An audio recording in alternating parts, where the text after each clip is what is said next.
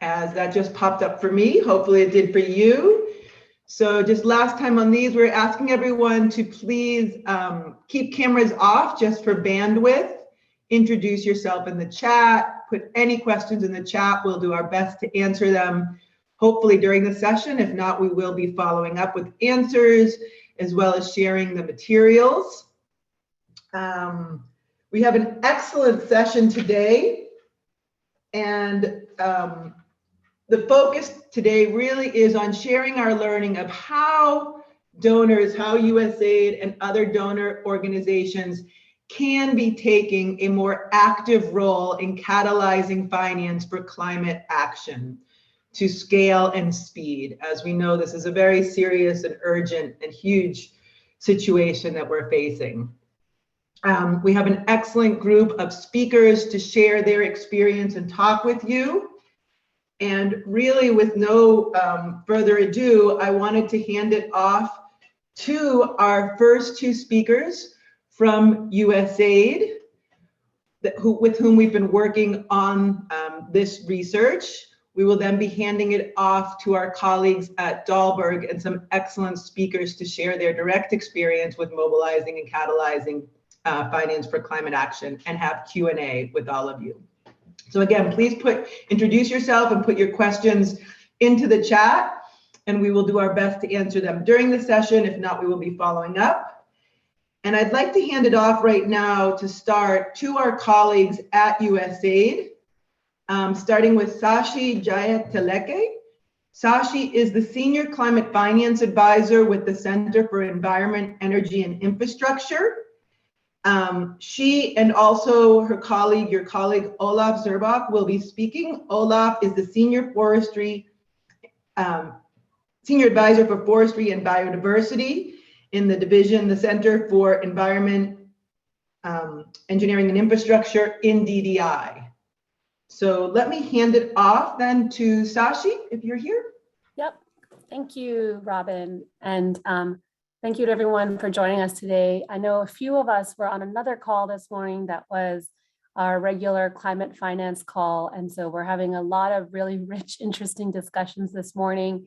And I'm glad, Robin, you're recording it, because there are a lot of people who are interested and couldn't attend today. And given the richness of what you're sharing, I know it'll be a great resource to have on hand to share with more colleagues. I thought I would just give a little bit of an overview of how this work fits into USAID's upcoming to be released climate change strategy. And then I'll have my colleague Olaf share about how we think this might fit in with in terms of your work, especially as it regards to additionality and human impact. As you know, with the new executive order that came out now it's not new anymore, our administration is really elevating what the US government can do to meet the Paris goals and the Paris Accords. And there is a lot of pressure for us to really increase what we're doing in both public funding, but also how can we mobilize our private sector to enter the markets we work in and tackle some of the intractable issues we've seen in the climate world. What we did know from the last few years is that with renewable energy, there's been more success in terms of getting private sector interest and investment, because the business model has been developed around it, and there are a lot of entities that have started investing. However, we know that with adaptation, with forests, and even agriculture, it's not always so clear why private sector investors will come in. And so we asked our colleagues at Invest to help us with this problem of, understanding not just the barriers, but what are some good examples from not just USAID outside the agency on how donors can help mitigate the risk of bringing in private investors and catalyzing finance. And so they conducted some really good research, including excellent listening sessions that we have from earlier this summer that fed into our climate change strategy. So the timing was perfect. We were able to use some of the insights from Dahlberg to actually feed into our research. to our strategy, as well as our upcoming goals that will be announced as soon as COP26. So I won't go into what those goals are today, Robin, just because we're still getting our full clearance on whether when we can. I think we'd like to announce it in November. But what I can say is that we're excited because they're ambitious, bold, and challenging for us as an agency. And so we really do want the best ideas on what USAID can do with our resources to help meet those goals. I'll turn it over to Olaf to give a little bit more on what we were thinking on additionality and the development impact of our work. Sure, thanks Sashi, and thanks everyone for joining today, and looking forward to the presentation. I guess I just wanted to note that when we talk about our climate finance work, I think it can be really easy to talk a lot about our financial targets in terms of the amount of money that we're looking to leverage or otherwise mobilize from our investments. And while USAID will has set some high-level finance targets, I think we should also be cognizant of the fact that as a development agency, we're also very focused on the development results that we can achieve by mobilizing that finance. So as Sashi noted in the climate strategy, we're going to be setting goals and targets around many of our mitigation and adaptation lines of work. And the programs that are going to unfold under that strategy in the coming years will, of course, need to measure those impacts at a finer scale. And a lot of those targets are still under discussion, but I suspect we'll be setting goals and targets around many of our mitigation and adaptation goals similar to the past. So things like the number of people that we're reaching with increased resilience, or the amount of land that's under improved management, the number of national priority climate actions that we're supporting. And so, our comparative advantage as USAID is that we bring often a more nuanced understanding of the local context in the countries where we work, especially when it comes to specific development challenges. And then, as we move more into climate finance work, we want to measure some of those development outcomes carefully and think about how they relate to our larger climate goals. So, for example, rather than just thinking about the dollars mobilized, we want to prioritize and measure, for example, the number of disadvantaged groups that are able to access those resources for the first time. In addition to measuring greenhouse gas reductions from improved agricultural production or forest management, we should also be prioritizing things like the number of communities that have secured increased land rights or improved governance outcomes in terms of being able to manage those lands. So I think being clear about those development outcomes and co-benefits that come with increased climate finance, and thinking carefully about the trade-offs as well, can help us ensure that our work is impactful, not only for climate, but also for the equitable development goals that we're trying to achieve. And so that was one of the dimensions that we asked the INVEST team to look at in their review of climate finance examples. What were the goals of each project in terms of benefits, specific benefits for climate and also for development, and not just related to finance mobilization. So I'll be interested today to hear how clearly those goals were articulated and measured in some of these projects. And I welcome the speakers to also discuss about some of the challenges in the measurement and additionality when it comes to some of those elements of these bigger investments. So anyway, I'll stop there and hand it back over to you, Robin. Thanks. Thank you so much, Sashi and Olaf. That's an excellent introduction. I did want to give a moment, although as we said we would be having a Q&A later. Please, if there are any questions for Sashi and Olaf at this point, please put them into the chat and we'll try to answer them before we hand it off to our colleagues at Dahlberg and our invited speakers for today. I did just want to mention that this work that we have been doing together with USAID and with Dahlberg is through the INVEST project, which is USAID's project for mobilizing private capital for development. We're just about wrapping up our 4th year and have been pulling together a number of activities in learning, which do use this framework of seeing how the results of mobilizing private capital, what kind of human impact and financial additionality they have. And this work on climate finance comes within that.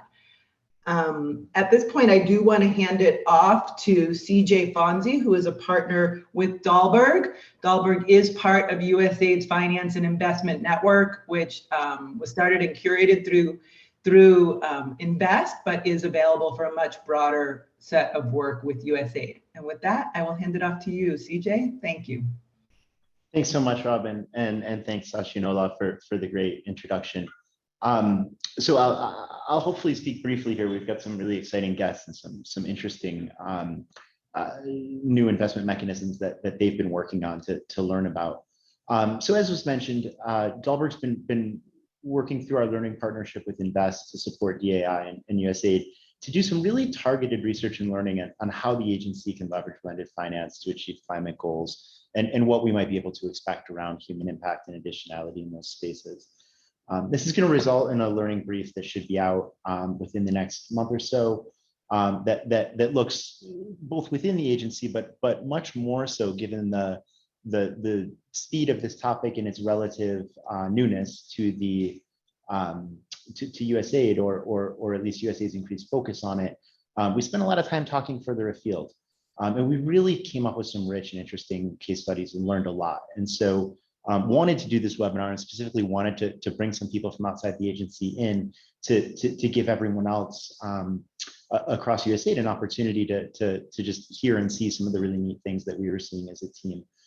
So I'm going to try not to speak very long. Hopefully I can keep it to 1 or 2 minutes here and we can get to our guests, but I do want to level set a little bit before we jump in.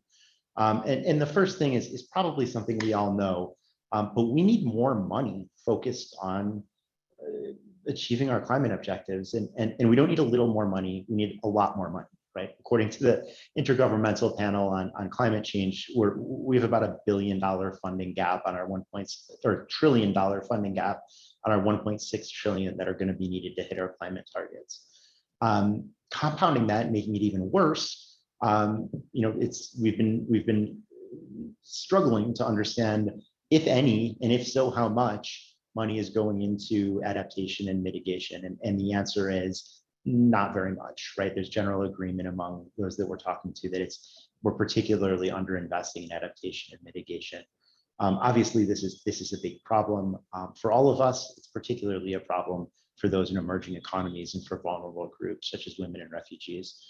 They're likely to be hardest hit by climate disasters, given the sectors, things like agriculture and water, that they depend on, given their limited financial resources and resiliency to shocks. And so this is something that is squarely within USAID's areas of focus. It's something that's really important, and thankfully, it's something that the U.S. government is taking really seriously and making big commitments on.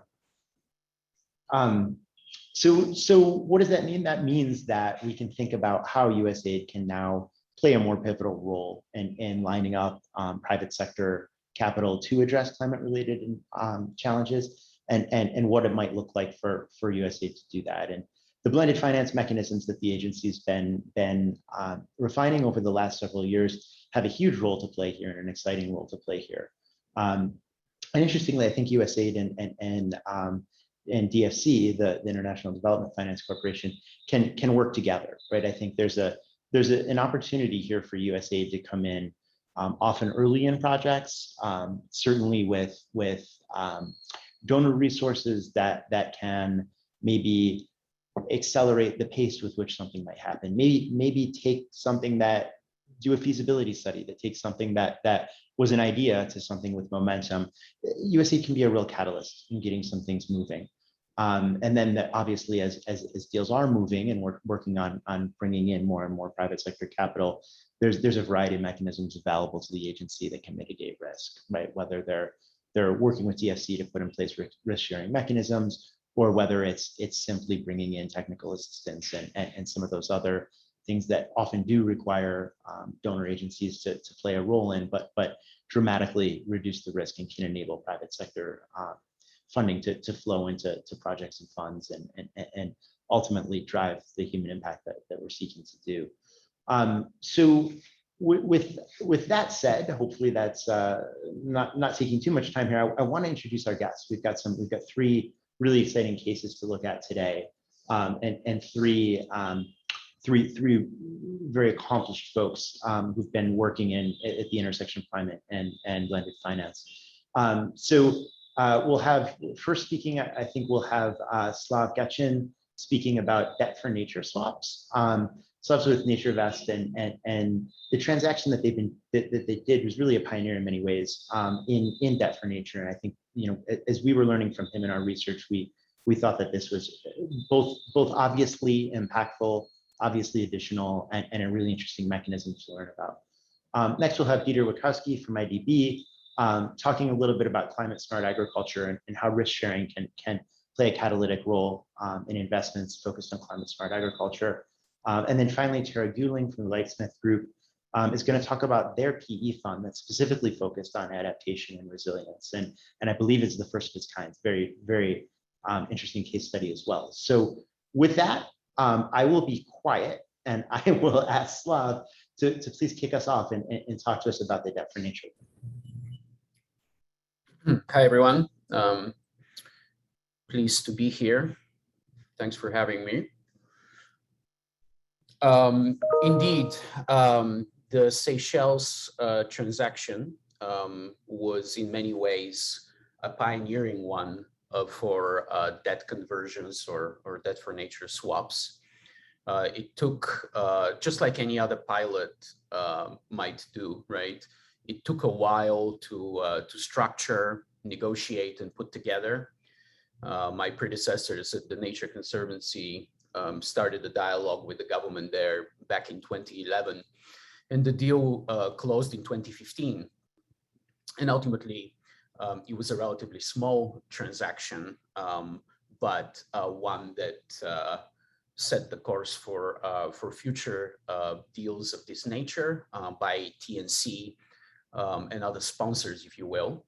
And also in the country, the transaction put together the infrastructure, including a conservation trust fund and government laws and regulation systems and processes that allowed then the Seychelles to issue one of the world's first blue bonds with the help of the World Bank. And that transaction funded new investments in the blue economy, as opposed to the savings realized from the debt swap, which accrued over time, if you will, as an annuity.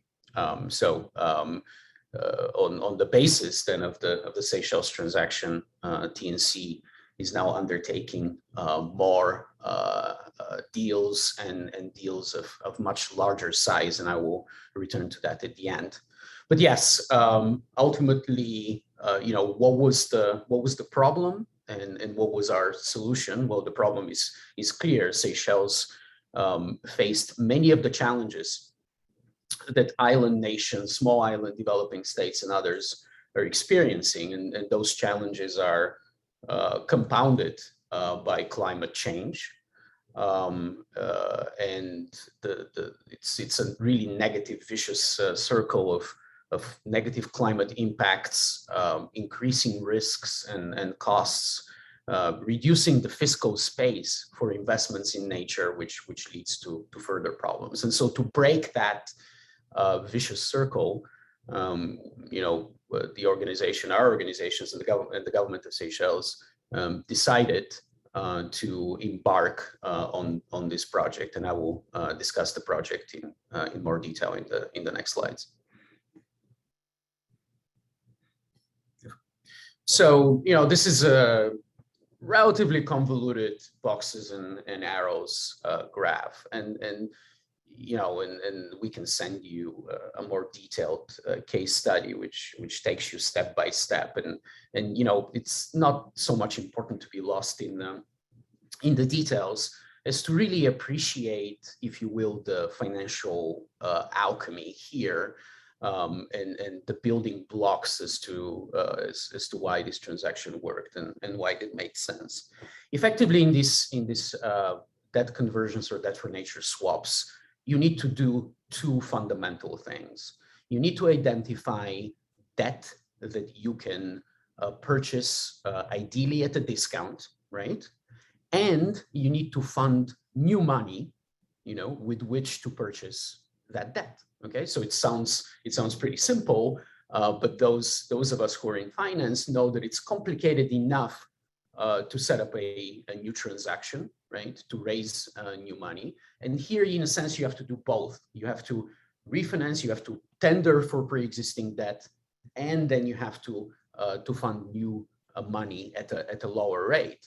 And so you can see how these things are, work at with a degree of tension, right? So on one hand, you want the pre-existing debt to be trading at a significant discount if we're talking, for example, about Euro bonds, or for official Paris Club creditors, which was the case in the Seychelles, to be willing to offer debt at a bit of a haircut. In the case of the Seychelles, the creditors received 94 cents on the dollar. So, in other words, the haircut was only 6%, which was relatively modest for a number of reasons. So that's, challenge number one. You want the funding, the pre-existing debt to be cheap or to be high yielding. And then you want the new money, right, to be low yielding and to be offered at generous terms. And of course, since we're talking about the same country here, that is not so obvious to see. If we were, for example, just doing a market operation with a country that is, let's say, a triple C, deep, non-investment grade or junk credit territory, then if you believe in efficient markets, you purchase debt that is yielding, let's say, 12%. Well, then you have to go back to investors, and you know what? They will still demand 12% yield, so you will have achieved nothing.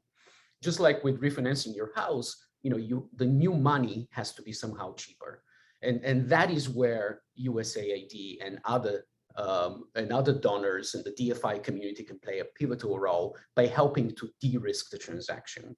And TNC did that itself in the case of the Seychelles. So as you can see here on this slide, we funded a 10-year new note at only 3% interest, which is a very attractive interest rate for the Seychelles compared to the market rates that they were facing. And that, in part, and also the grant funding that we mobilized through philanthropists allowed this structure to work, and allowed us to create this conservation space, this new funding of $6 million, which the government is then funding through the conservation trust fund. But in other examples, and to make this program, of course, scalable and sustainable, TNC, even though it's a large organization with a large balance sheet and an endowment, we will not be the lender of record in future transactions. In fact, there is one now that is in the public domain. In chat, I will send you a Bloomberg story on it in Belize in Central America, which would involve the retiring of not 20 million, but $530 million of Eurobonds.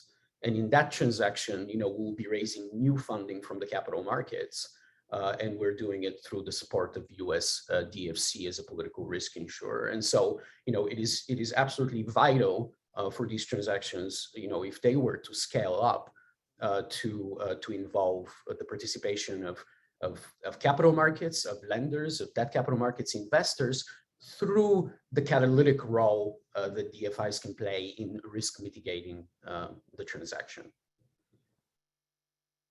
We can move to the next slide. And of course, we can also address some questions that we have at the end. So, what was the impact of this transaction? Well, I mentioned that the transaction allowed the government to do what it wanted to do in the first place. And this is very important to appreciate. TNC is not making governments do what they don't want to do through the debt for nature swaps.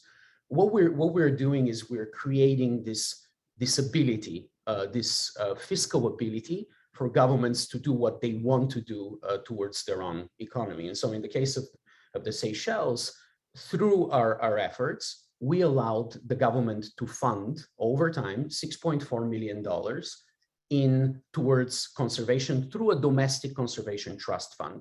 And so the impact on that was $300,000 per year over 20 years for grants to small businesses, women cooperatives, NGOs towards conservation, and $150,000 per year towards an endowment with an ending value of $7 million, which would allow the Conservation Trust Fund to continue its operations beyond the initial term of the transaction, which of course we established was 10 years for the new money.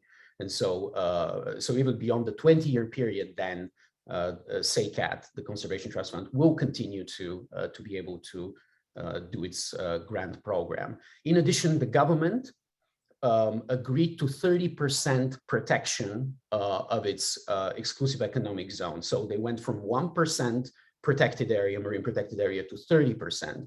What that means is that, you know, we allow them to map their own ocean and to figure out areas of very important biodiversity, which would be left undisturbed for high intensity fishing and other economic activities, so that fish stocks and biodiversity can rebound, and so that you can, you know, have a lot more ability, you know, to fish and benefit from biodiversity in the future by allowing nature to recover. And so, you know, these impacts were already are being achieved. So we already, since 2015, we have done the marine spatial planning. The government has indeed signed laws and regulations protecting their ocean, and the Conservation Trust Fund, which is a public-private partnership with the participation of the government and TNC representation, has already funded 45 projects to the tune of 1.9 million overall. In 2021, we received 54 applications and will disperse $750,000. Move to the next slide. And so, you know, we through this structure, we achieved public financing towards the conservation and economic resilience of the Seychelles. The model has been proven, and as I mentioned, now we're moving to much larger transactions, which of course will have will have a quantum degree difference in impact through unlocking much more substantial flows towards conservation in Central America, in Sub-Saharan Africa, and elsewhere. Let me pause here and see how much time I have, and of course answer questions.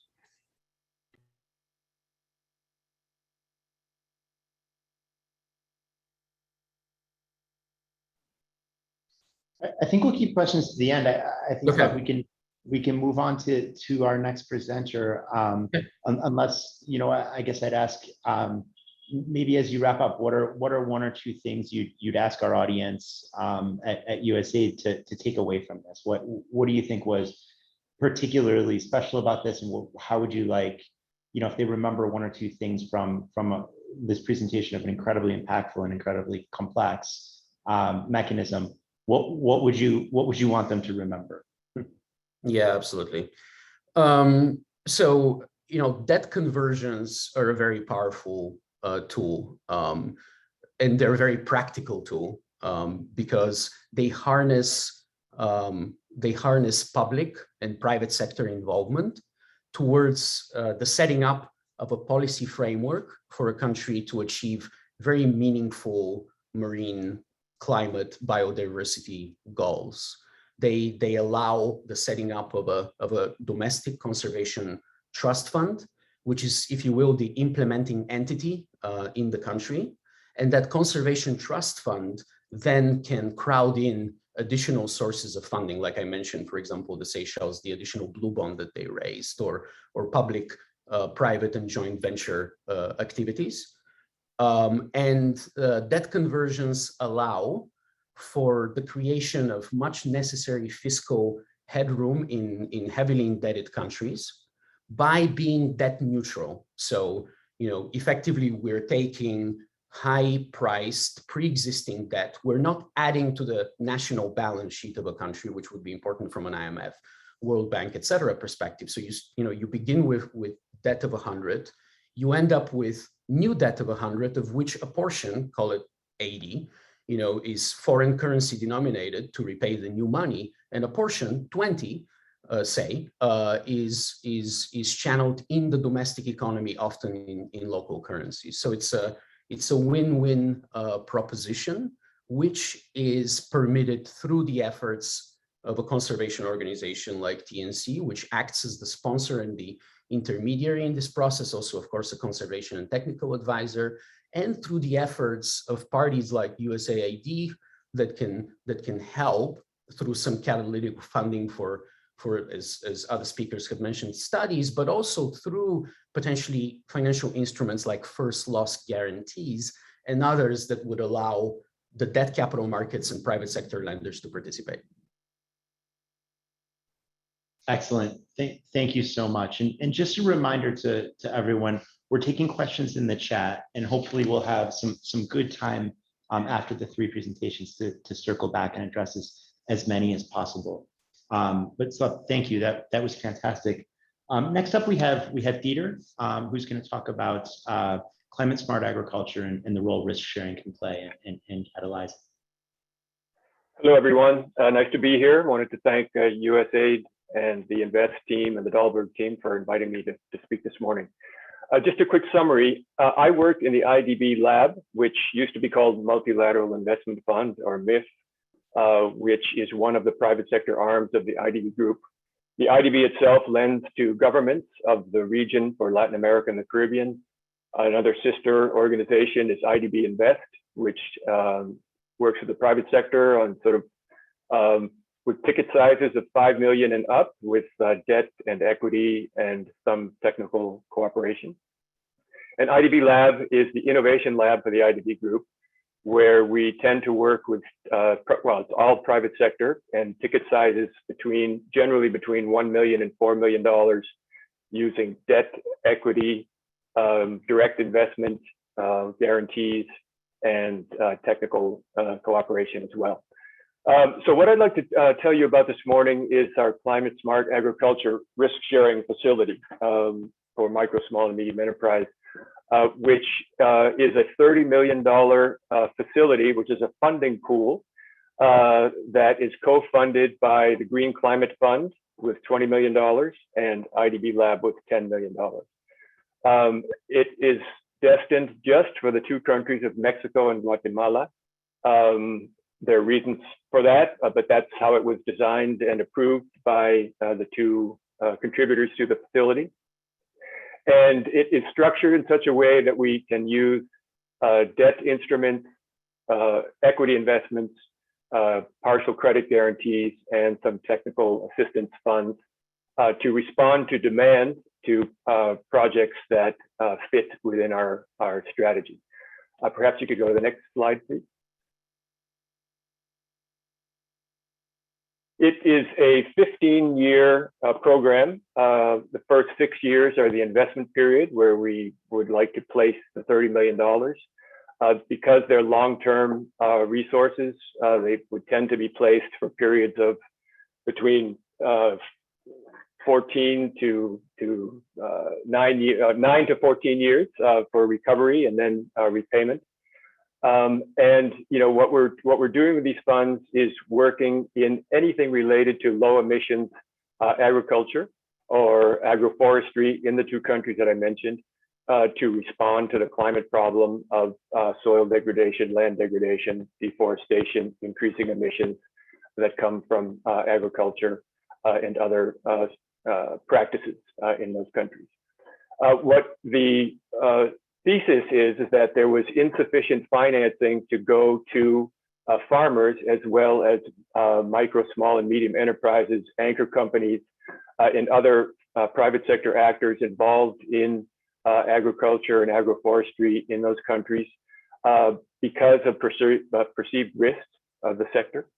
And so what we propose is a blended finance model that is meant to share risk with other private sector investors to finance smallholder farmers and other small businesses, and train them as well through long-term loans that are able to support this low emissions agriculture and agroforestry, guarantees that can help to mobilize additional private capital through financial intermediaries, and also invest in anchor companies and investment funds.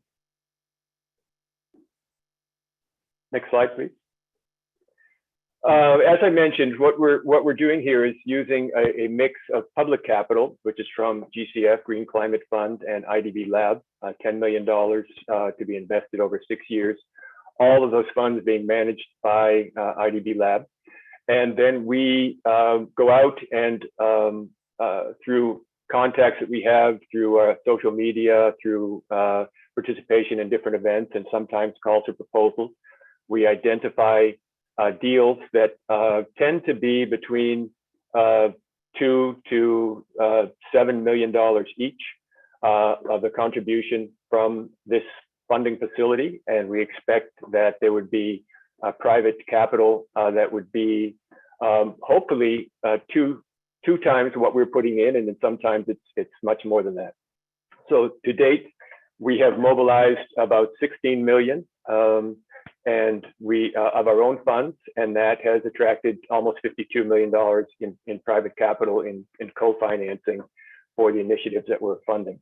We're open to working with financial intermediaries of all kinds that reach these small farmers and small and micro enterprises that can have this impact on climate change. NGOs, private sector companies, investment funds, et cetera, using the instruments that I mentioned. And we combine our investments, our reimbursable investments, with TA that help to support training of the farmers, in incorporating new technologies that can help to improve data analytics, and to incorporate productive technologies as well at the level of the farmers. Next slide, please. So overall, as a facility, the proposal expects to benefit 800,000 people in the 15 years of its operation, and that we would be able to generate 9.2 million tons of reductions or sequestration of CO2, GHG, greenhouse gases, through the different impacts. It can be through adaptation, technology for farmers to do more low emissions agriculture, improve seed genetic material, improving resilience by better management of water, soil, irrigation, reduced crop losses, improved productivity, mitigation impact through forestation, agroforestry, carbon sinks, improved livestock management, etc. And what we require from all of our projects is that they're able to produce and measure metrics involving productivity increases for the end users or small farmers, building resilience to the effects of climate change, and then also some sort of impact on emissions as well. So those three things: productivity, resilience, and emissions reduction. The proposal initially set out to have $14 million of the 30 million, 14 million in equity, 3 million in partial credit guarantees, 10 million in debt, and then about 2.5 million in technical cooperation. So as you can see, a very large part of it is in reimbursable instruments.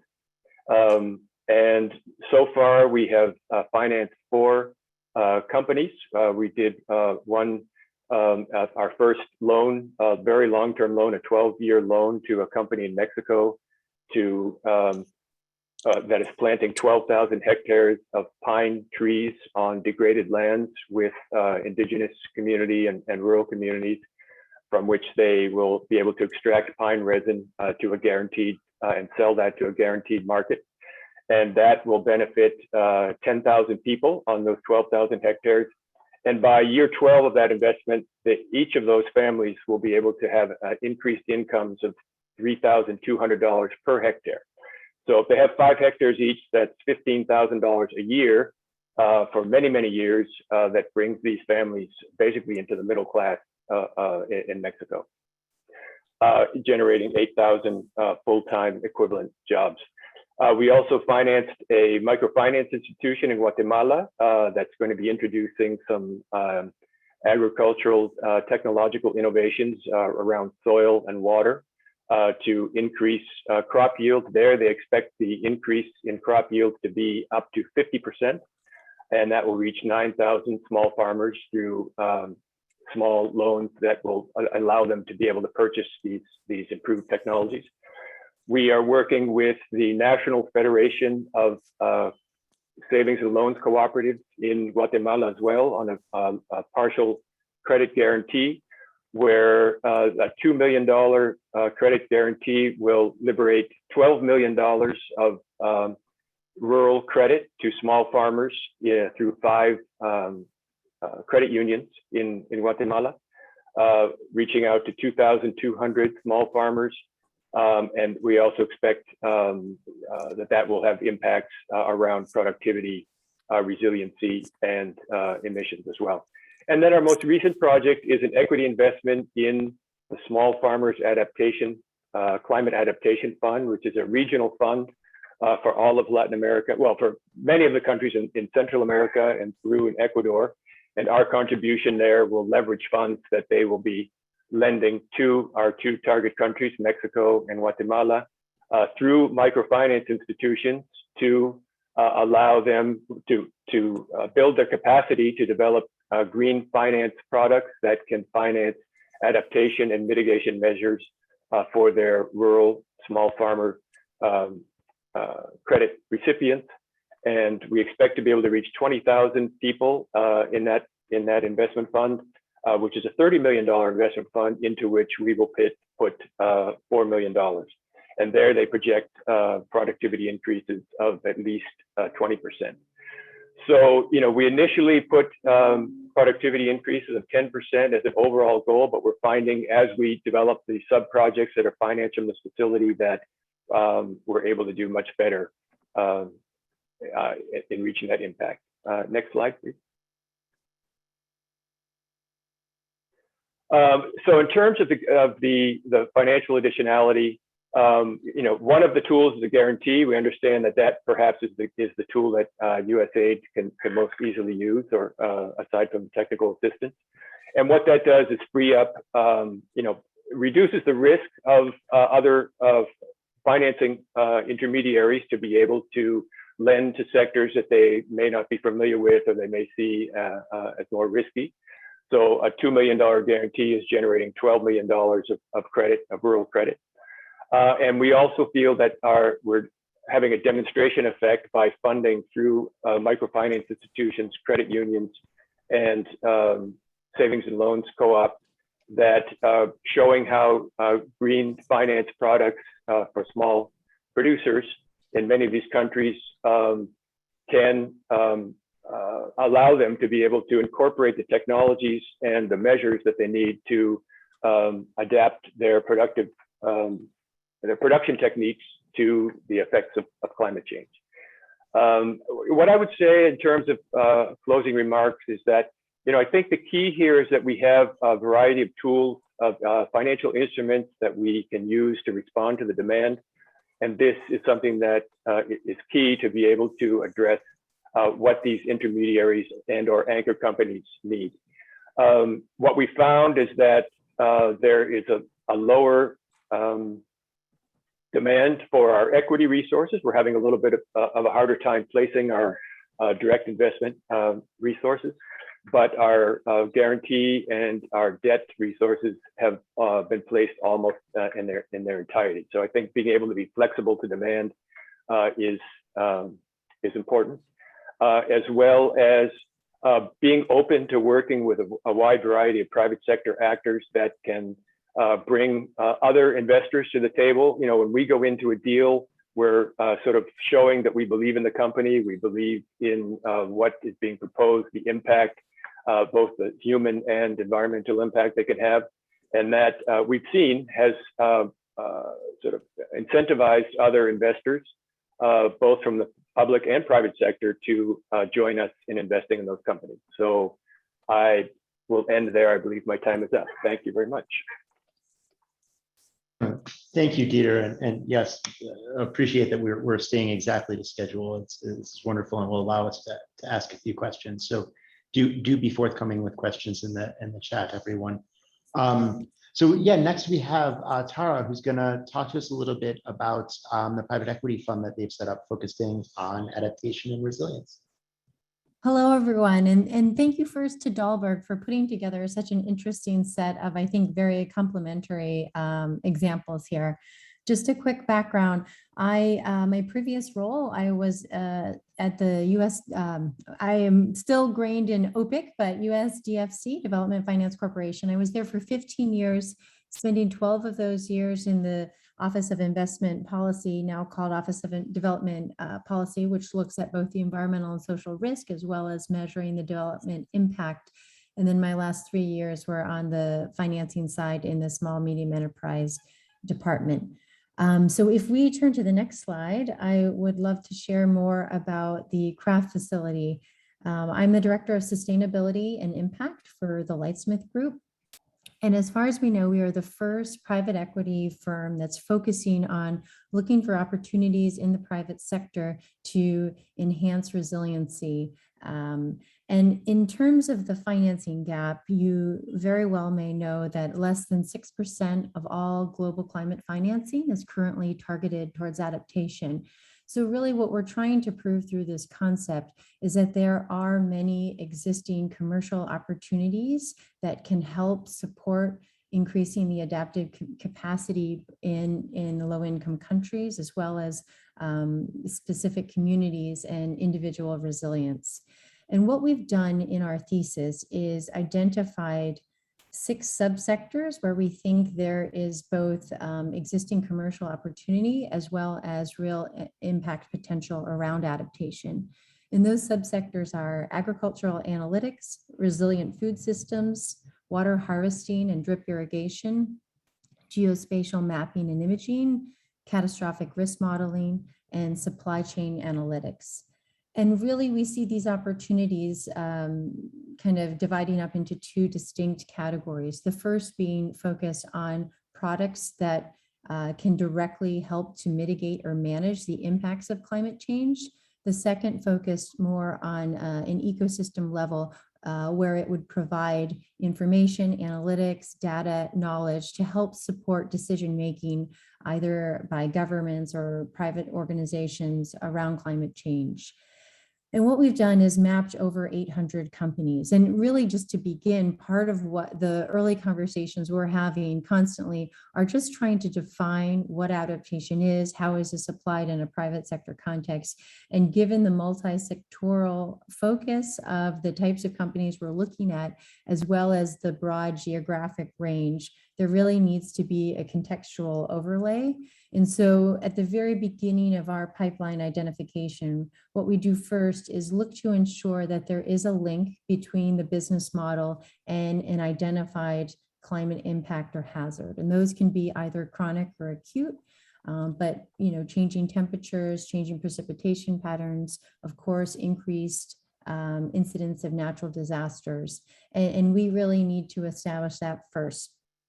In terms of the solution, we are looking at companies that are between 5 and 100 million in revenue. So these are growth stage companies where the solution, the technology solution that's being offered has already been proven.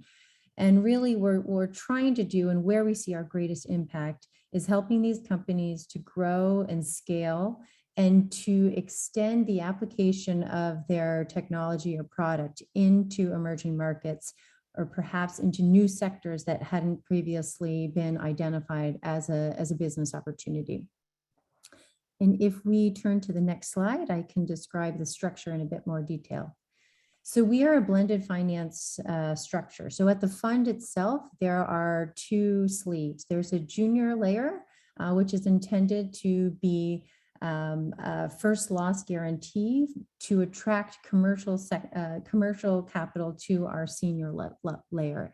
And so it's 20% at the junior layer, 80% at the senior layer. And then separate but related is a technical assistance facility that we're raising.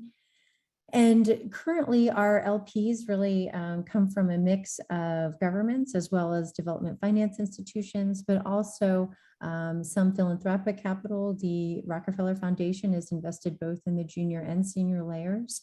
And we are increasingly having traction with family offices that might be supporting impact goals of the founders, as well as commercial investors. We have several insurance companies in insurance funds invested as well. And if we go to, I guess I'll briefly touch on the TA facility here. Some of the, I think where we are in our fundraising currently, we will close out our fundraising in December of this year. Currently, we are at approximately 135 million of our 250 target. I think we see increasingly more and more opportunities for a technical assistance facility to support opportunities in the pipeline. We have some initial capital from the Nordic Development Fund to support the TA, but we are trying to focus on increasing that currently. Opportunities around feasibility studies, market studies, deeper impact evaluation. Measurement is something that is obviously really critical to our thesis. And as Olaf mentioned at the outset, really when you think about adaptation, what we're trying to do is establish a theory of change for each of these companies, but rely on the existing corporate structure to report these measurements back to us on an annual basis. And so there are many opportunities for deeper evaluation in our pipeline as we go forth.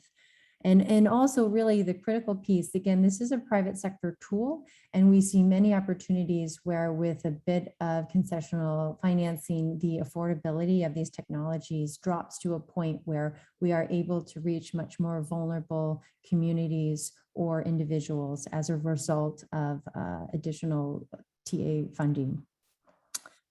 So let's see, we can go to the next slide on impact. Really at the heart of our investment thesis is that the extension of these technologies to vulnerable or communities that have been impacted by climate change, that's really where we see this impact. And when we can measure those, whether they're individuals or organizations or governments, that's really the heart of our key performance indicators that we track. But we know that we also have impact around gender, where there's an economic development impact through job creation, both within the companies that we invest in, as well as indirect job creation through either the services that are offered or opportunities in the supply chain or indirect benefits of the project itself. And then often there is a mitigation co-benefit that we will also measure the GHG impacts. And just to kind of paint this to a more concrete example, the first investment that we made was in a company that produces hydro panels. This is a company that started in Arizona, but we have invested in their Malaysian subsidiary.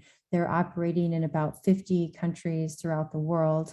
And initially it was a residential sale model, but they're increasingly shifting to a water purchase agreement model. And there have been some projects in partnership with Conservation International where they have provided some initial funding that helps to build the initial installation of these community hydro panels. And from there, the water is sold as a service. And so some of the metrics that we're tracking here relate to both the positive gender impact through time saved by primarily women and girls who have been responsible for collecting water. And what we're trying to do is work with the company to integrate into their business development channels a baseline assessment of what the previous sources of water were. We also know that in certain cases there are health impacts.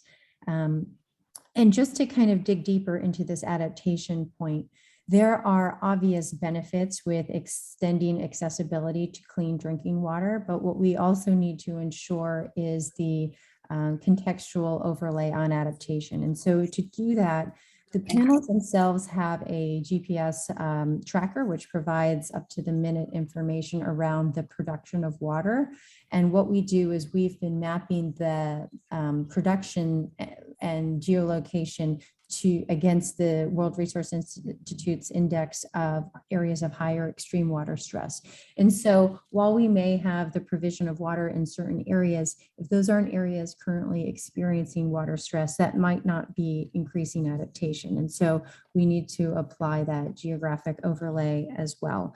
And in our 2020 reporting, we found that of the panels installed, over 95% of them were in areas of high water or extreme water stress. We also see that 40% of the installations replace plastic water bottles as a previous source of water. And so from there, we've established a conversion factor to estimate the GHG emission reduction that prevented the, primarily it's the transport and distribution of the water bottles, but also of course the manufacturing itself. And the other point that we are tracking in this example is the cost of water on a per liter basis. So we, our hypothesis is that as this company continues to refine and increase the efficiency of the water production, that cost per liter will go down when compared to the previous source. And we are seeing that in the initial data, which is year one. So the life of the fund, I should have mentioned earlier, is 10 years, and our investments would likely hold them anytime between 3 and 5 years. So if we turn to the next slide. In terms of additionality, obviously the structure of the fund itself, the blended finance concept, really is intended to help bridge this gap between these technologies that are already in place, already in commercial, but might be used for other applications and help bring them to these vulnerable communities that need them. And we're seeing this both at the fund level as well as a project level. One thing we're tracking is co-financing that's been mobilized. And in our first example, our $16 million investment helped to mobilize additional $48 million in private sector capital at the company level. In terms of ecosystem additionality, one thing that I mentioned is that so much of hello, right? One thing that we have spent a lot of time doing is to help to establish a definition and a taxonomy to be used to identify the types of companies that serve this role in adaptation.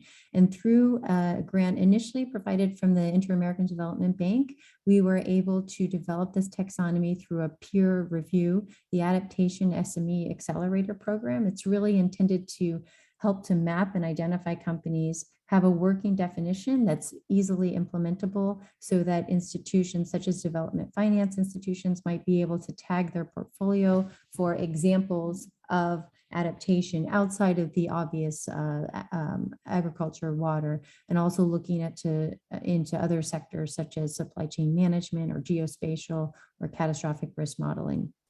And so that's something I'll drop that in the chat, but the taxonomy might be a useful reference as you think about practical approaches to implementing adaptation programs. And I'll stop there. I think we should have time for group questions. Excellent. Thank you so much, Tara.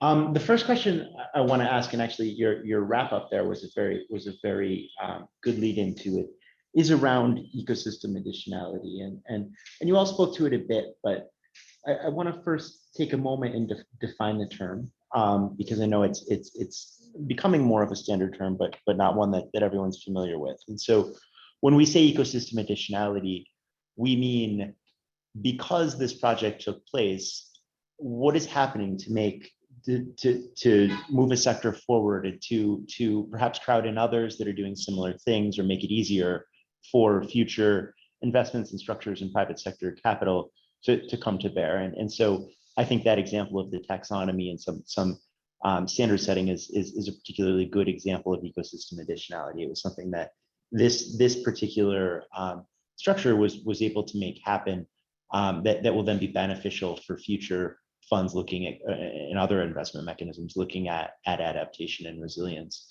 And I know you all touched on it a little bit in your presentation, but would love to hear a little bit of reflection from each of you to go a step deeper on what have you seen? Maybe it's copycat funds, maybe it's a number of the partners you're working with needing to lean in and set and drive standards.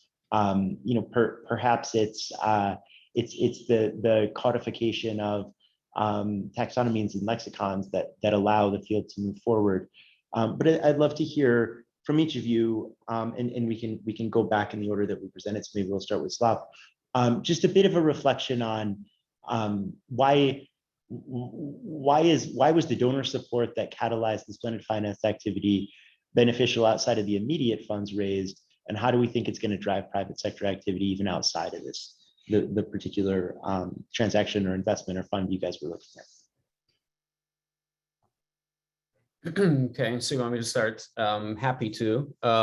So when you think of our style of transactions, they have three main components or parts chronologically. It's the project preparation, right, and the basically pre-financial close. The financing itself, and then of course the life of the transaction and through the conservation trust fund and otherwise post-transaction closing. And so the donor community can play a pivotal role in three elements to complement our efforts and the investment by the government and the financial community. And so in the project preparation phase, of course, this in a way is bread and butter for USAID. So I'm not going to dwell necessarily on that. For the placing of the funding itself, I talked a bit using somewhat jokingly the term financial alchemy, which is the transformation of pre-existing high-yielding, lowly traded debt to a new, much more affordable financing. And there the role is very clear in terms of risk mitigation tools, from DFC's enhanced political risk insurance for arbitral award and denial of justice, which is what we're using in Belize. I sent you that Bloomberg story in chat. And other mechanisms, MEGA political risk insurance, potentially first loss guarantees. And speaking, by the way, I'm really happy that we have a speaker from IDB Lab, because we're working right now with IDB on a co-guarantee structure that we would hopefully apply in the Caribbean and elsewhere in IDB's footprint. And so then post financial close, we want the Conservation Trust Fund to be a living, breathing entity to basically, use the foundation capital and the annual flows from the financial transaction as a base, but not the be-all end-all of their funding and activities, and to be able to raise additional grant funding and other financial resource towards their activities in the country. So in the case of Seychelles, for example, they continue to attract donor interest and funding for various studies around nature-based solutions for climate mitigation and adaptation. So USAID can play a very important role in the development and the activities of conservation trust funds. Thank you. Hi, this is Dieter. I would add a couple of things to that. I think our experience is that there are, one of the key pieces of additionality or ecosystem additionality starts with a demonstration effect, where we can, by taking a little bit more risk at the beginning, testing a model, showing that a model can be successful in achieving the climate and human goals that we set, as well as being profitable and generating income for investors. that sort of can open eyes, it can attract interest, it can incentivize other investors to do something similar once they see that this is possible. Second of all, I think when we're supporting these financial intermediaries, be they microfinance institutions, banks, or rural credit cooperatives, by allowing them to test, to develop products and to test new ways of doing things, either with a guarantee or with funding, long-term funding that allows them to do lending that they hadn't been doing before, we hope that they will say, oh, it is possible to do and make money doing it, and they would continue to do that lending and expand it as well. And then, like you mentioned as well, there's the, we're investing in this Small Farmers Climate Adaptation Fund. Our hope is that once we can invest this $30 million in that fund, and to show that microfinance institutions can expand their lending to these kinds of activities, that there will be other funds that come along and do things that are similar or better in the future.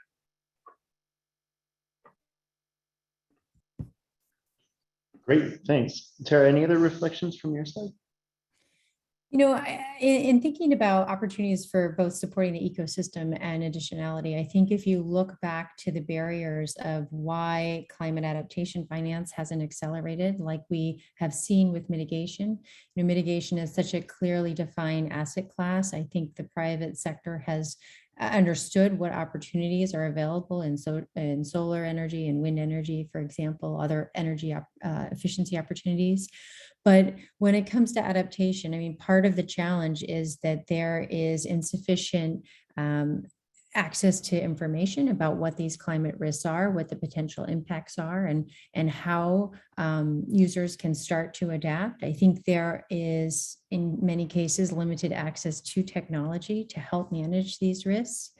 And then perhaps an unclear or a lower risk appetite from commercial investors to be investing in these technologies. And one thing that we had hoped to do through the Adaptation SME Accelerator program was to create a platform where funders and donors who are interested in supporting adaptation can be linked with companies. And so through the website, there's a directory where companies can apply to be considered. And what we're hoping to do is to narrow that platform, narrow that pipeline challenge for many of these funders. I think you're seeing a gradual evolution and clarity emerging around strategies around adaptation, both across public, philanthropic, and private sector institutions. And increasingly, you're seeing commitments around adaptation. But again, there's a real challenge on how do you measure this outside of dollars going out. And so I think metrics is another area where there can be a broader support for an ecosystem to help to establish, while perhaps not universal metrics like CO2 emissions reduction on the mitigation side, you might have universal concepts emerging around what constitutes resilience and adaptation. Fascinating. That's exciting, and it's exciting to think about these ecosystem impacts, because they can obviously, as we reflect back many years from now, be much bigger than any of the deals that are being done. The next question that I want to ask is one that came through with respect to the IDB project, but I actually think I'd be curious, just given the different seats in the ecosystem that our three speakers sit on, I'd be curious to hear everyone's take on the broader question. But the question was, how did IDB decide to manage the climate smart agriculture facility itself, right? These deal sizes are probably pretty small. It probably was a bit outside the norm. And certainly as we think about USAID stepping in, it would be very difficult to envisage that the agency obviously becoming a fund manager. But what was the thinking there on the IDB side that led to, rather than selecting someone to actually manage the fund, to roll up the sleeves and take it on?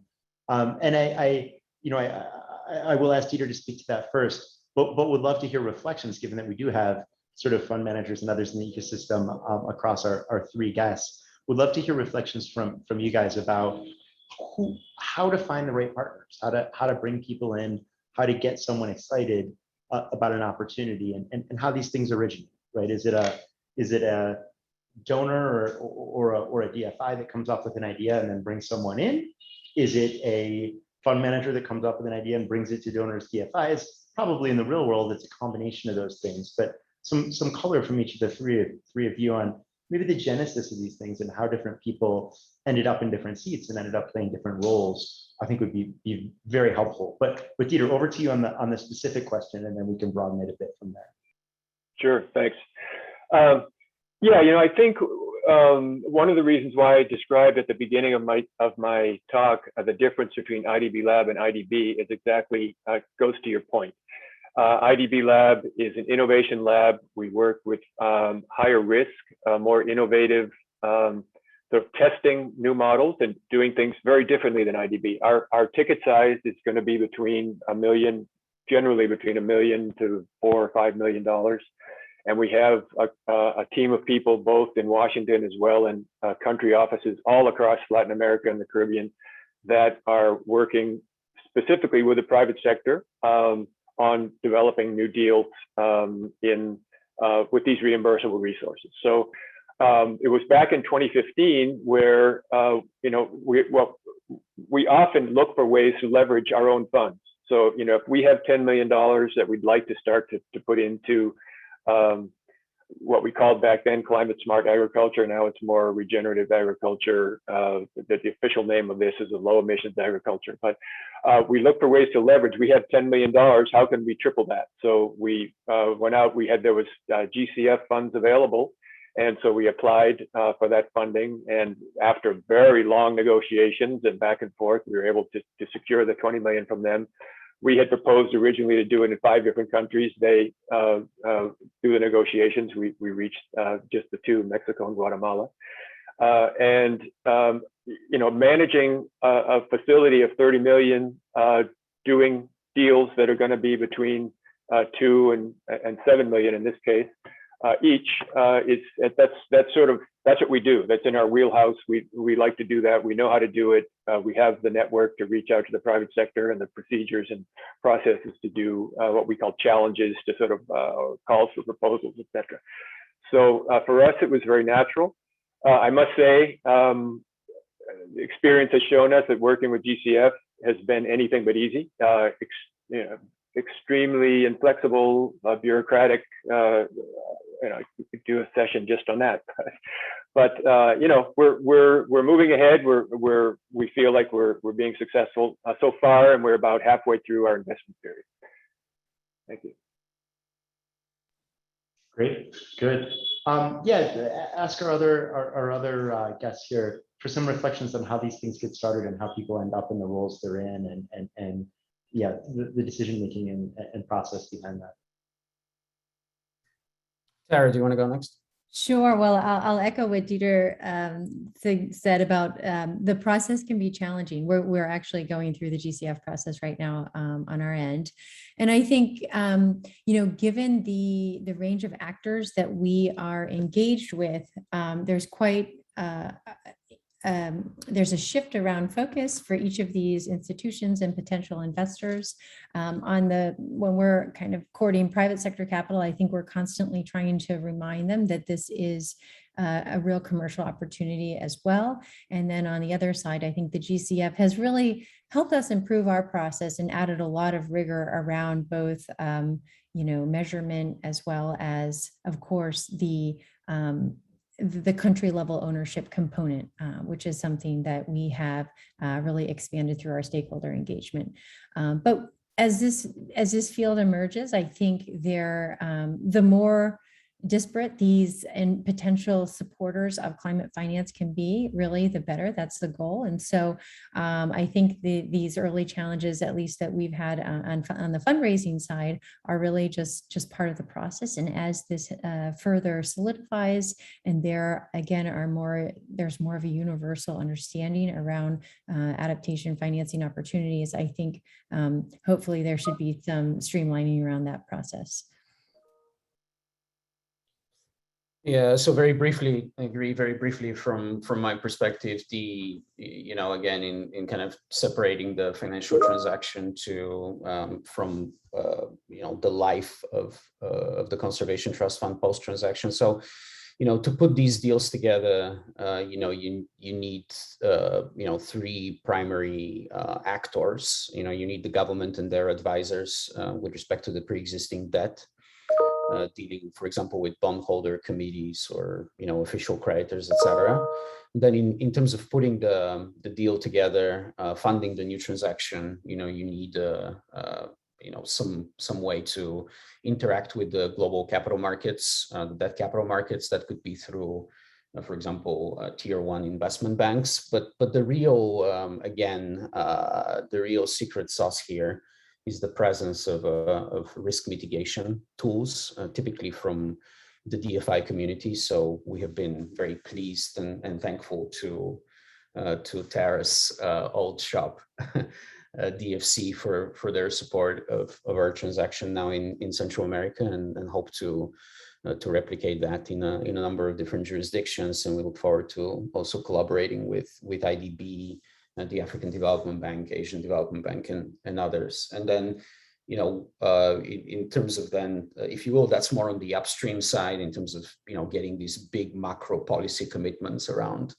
oceanic marine conservation, the establishment of conservation trust funds. And then once that's done, the more downstream opportunities, have actually a lot to do with what Tara and Dieter have been talking about in terms of getting involved with actual on the ground or marine projects on the sea or subsea marine projects. And on those, we indeed look forward to working with the likes of GCF, but also other entities like the Global Fund for Coral Reefs, for example. So that's kind of how we think through the role of different parties at different stages of the transaction.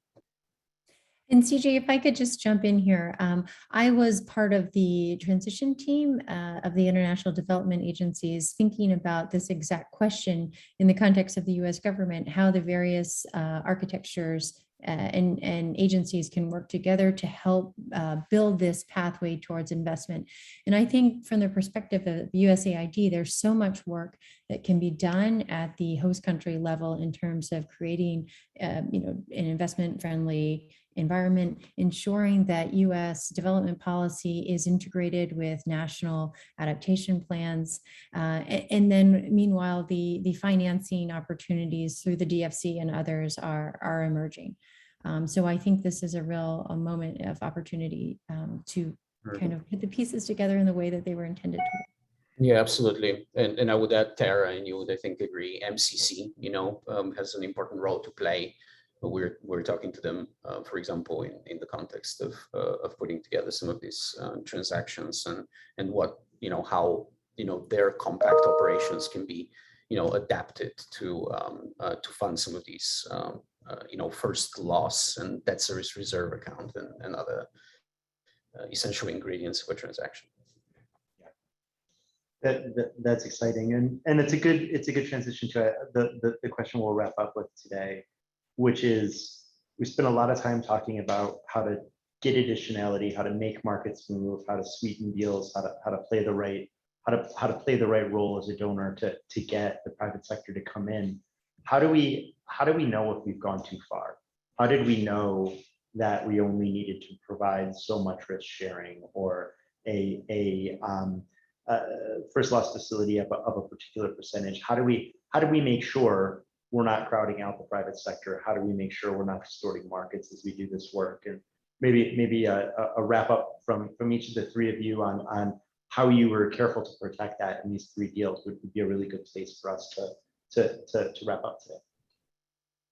Maybe I could start with a couple of thoughts. I think one thing that we did or that we continue to do is to make sure that of the package of investment that's required, whether it's an equity investment or loan or guarantee, et cetera, we take a piece of it that is not all of it. We go into it saying, we're willing to take this part of it with the expectation that our partner with whom we're investing is going to be able to go out and bring to the table other investors as well. So, part of it is the size and sort of the proportion of what we bring to the table. I think secondly is that, we need to be careful about not, even though, sometimes it's hard when you're working in climate finance to do things that aren't highly concessional, because many of the companies or the organizations that work in that expect high levels of concessionality. We need to make the concessionality we need to minimize it to the point where perhaps concessionality can take the form of being a long-term instrument rather than changing the price of the instrument, or other tweaks that you can do where you're making it attractive for others to come in without making it sort of like a feast where people, it's just, wow, that's such a good deal. We're going to go in and see what we can get out of it as well. So thank you.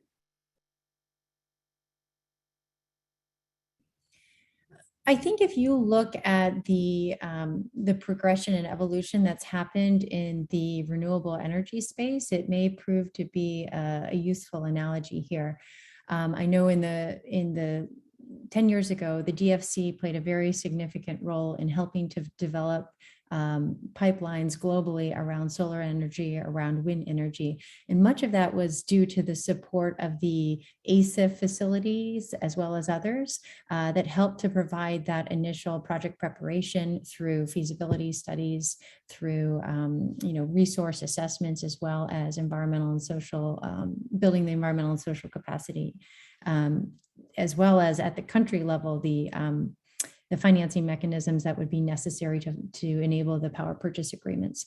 And I think as a result of that, you quickly saw over the course of the, say, 5 to 10 years, a huge attraction from the private sector to finance these projects. So I think looking at that as a model, when, as you said, when do you turn the support off and when do you turn it on? I mean, that's now become a very commercially attractive space, both domestically and internationally.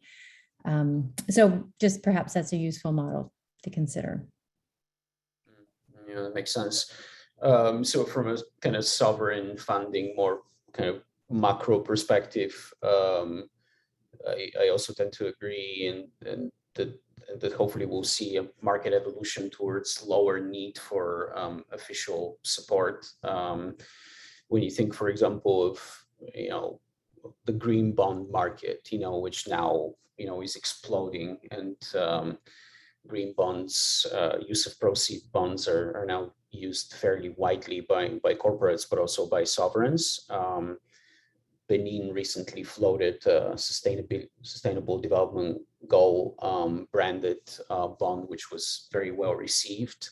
But no country, for example, has done a sustainability linked bond. And we're working towards that. And hopefully, this sort of demonstration effect will result in figuring out the taxonomies and the appropriate terms and conditions so that others can follow. But yeah, we at TNC also put our money towards the situation as well. You saw in the Seychelles, we funded 100% of the loan. In other transactions, we also co-fund with investors, and of course, private sector investors are funding the bulk of it. So yes, we're trying to basically use the minimum of the minimum possible official support to get the necessary credit rating so that the governments can benefit from affordable financing. Makes sense. Makes sense. Well, thank you all for that, and a huge thank you to Tara and Slav and Dieter for their time today. I think in the spirit of ecosystem additionality, I think being able to share a lot of these learnings with USAID will really lead to them being more thoughtful about this, learning from these things, hopefully new partnerships. So really, thank you so much for the time you spent with us ahead of time that will go into this brief, and particularly for taking the time to share with the agency today. So big thank you Over to Robin to close us out. Thank you so much, CJ, for pulling together this fantastic panel, really rich discussion. And thank you to all of the participants also for your really insightful comments and questions. If we didn't get to all of them today, we will be following up with answers to those, as well as the learning brief and the cases, these 3 cases, as well as several others that we've pulled together, that Dahlberg pulled together for you. And in sum, just wanted to highlight a little bit on the how development organizations like USAID, as Tara pivoted towards that near the end, thank you. Because I think that's a really important part that comes through in these examples. And in particular, what we heard, obviously, as you set us off from the beginning, CJ, is that additional private sector finance is required. There is not enough public finance, there is not enough DFI finance to meet the needs. So how do we really catalyze more capital from the private sector? There are some barriers, and there are some ways that USAID can really complement the DFC and help to close some of those gaps. And in just a quick sum right now, because we're at time, is I think we've heard in the early design stage to really identify and improve investment readiness, ensure engagement, so that we really have that equitable distribution of benefits as one of the very set of important outcomes, as Olaf was highlighting at the beginning. Also, throughout the investment facilitation phase, while USAID is not an investor, it can bring in specialized expertise as transaction advisors to help structure, to help support the structuring of these, as we heard, very unique transactions that then can be adapted and replicated, and also to provide first loss capital or catalytic capital that can provide a first loss layer to help buy down risk, a different kind of instrument than some of the DFIs in some cases. And also to help work, very importantly, on the enabling environment to encourage investment. We also heard to encourage better use of this investment at the public and private level, and to help reduce the costs and the risks. So we'll be more on this on the brief that we will be publishing in just the coming days or coming weeks once it gets through all the clearances, and we'll be sending out the link to all of you. So thank you so much for joining us. Really rich conversation, and we hope this dialogue will continue. Thanks to all of you. Thank you, Thank you. everyone. Daidar, Tara, Svet especially. Thank you.